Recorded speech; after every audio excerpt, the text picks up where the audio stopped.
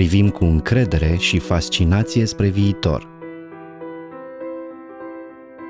Un viitor al cărei magie așteptăm cu nerăbdare să o trăim, ale cărei nebătute căi visăm cu spirit de aventură să le explorăm, ale cărui taine așteptăm cu fascinație să le deslușim, în care călătorim cu puterea minții printr-o lume fascinantă care încă nu s-a materializat. Și am vrea să rămânem mereu tineri, ba poate chiar nemuritori. În schimb, viața merge înainte și alții vin din urmă, dând sens și însemnătate existenței noastre efemere.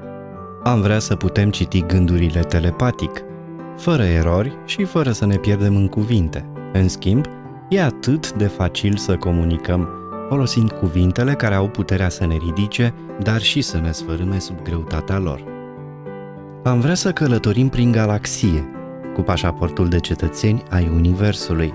În schimb, putem zbura chiar astăzi spre Noua Zeelandă, Japonia sau Patagonia.